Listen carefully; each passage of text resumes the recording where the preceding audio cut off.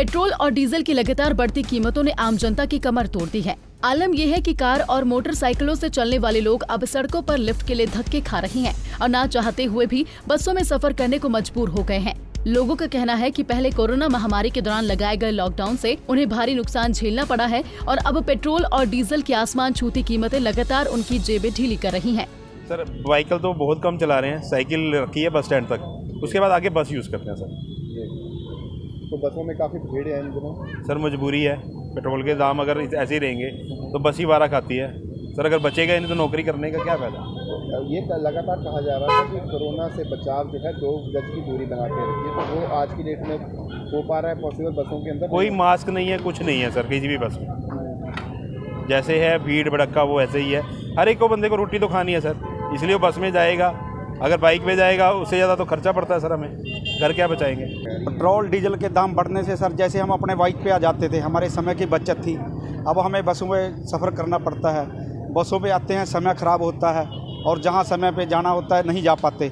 इसलिए पेट्रोल डीजलों की तो सरकार ने बहुत जल्दी बढ़ा रही है, डेली उसका बढ़ा रही है, तो इससे हमारा काफ़ी नुकसान हो रहा है, समय का भी नुकसान हो रहा है और साथ आपको पता ही है सर कि समय की भी बर्बादी है। तो इसलिए हमें सरकार पे बड़ा रोष है कि पेट्रोल और डीजलों पे MSP लगाकर इसका जो है उसको सही करना चाहिए। अब पेट्रोल डीजल तो वैसे ही अपने रेट से बेचने जा रहे हैं। सरकार ने और भी साथियों, किसानों का मुद्दा है, किसानों को भी देख ले 3 महीने से ऊपर हो गए हैं, दिल्ली में बैठे हैं, उनकी भी कोई सूध बूध नहीं ले रहे। दिल्ली में जो किसान बैठे हैं उनके साथ मजदूर भी हैं, किसान और मजदूर की तो कसी बिंडे का साथ है सर। तो इसलिए मैं आपसे कहता हूँ और सरकार से भी अपील करते हैं कि इसमें पेट्रोल डीजलों के दामों में कमी लाएं, ताकि हमारे समय की बचत और हमारे जो पैसे की जेब पर टाइट हो रही है वो भी बचनी चाहिए। पेट्रोल डीजल बढ़ने से बहुत ज़्यादा दिक्कत में परेशानी में आ गए हैं। अब यही सोचते हैं कि एक दूसरा खर्चा चलाएं या पेट्रोल डलवाएं। अगर पेट्रोल नहीं डलवाएंगे तो काम पे नहीं जा पाएंगे।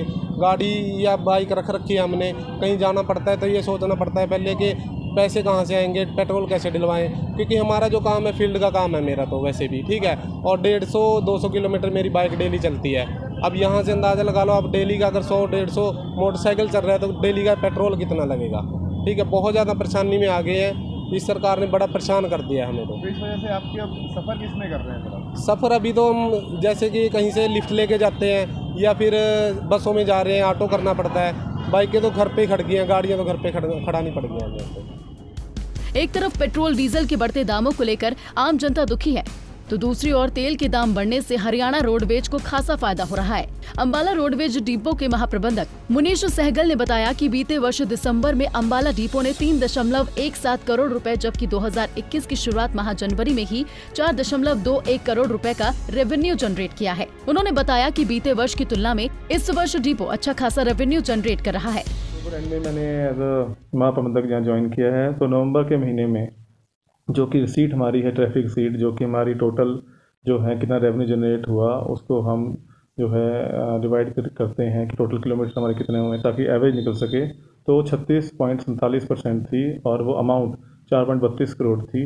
और ये देखने में आया था कि नवंबर में, क्योंकि ट्रेन यहाँ पे बंद थी, ट्रेन इससे आगे संचालन पंजाब में नहीं हो पा रहा था, तो उससे क्या हुआ था कि वहाँ पर जैसे ही भीड़ होती थी वो टाइम हमने देखा इफेक्टिव चीज़ देख के, ताकि उस टाइम पीक आवर्स देखकर, क्योंकि जिस टाइम ट्रेन आ रही थी तो उस टाइम सेवा दी गई, ताकि इसमें देखा कि लोगों को सहायता भी मिल गई और रेवेन्यू जनरेशन भी होगी।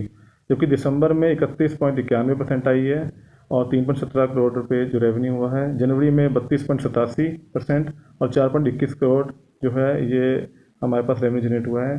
बस ये देखने में आया क्योंकि ये पिछले साल की तुलना में तो ये इजाफा ही हो रहा है। इसके ऊपर यही काम कर रहे हैं कि कौन से इफेक्टिव रूट हैं, ताकि इफेक्टिव रूट पे चला सकें और लोगों को जो है सहायता भी दी जा सके। सर, कितने रूट्स जो है उनको रिस्टोर किया जाएगा और किस तरीके से आप देखते हैं कि आने वाले महीनों में जो है वो कितना जो है पब्लिक जो है वो ये फैसिलिटी अवेल करती है?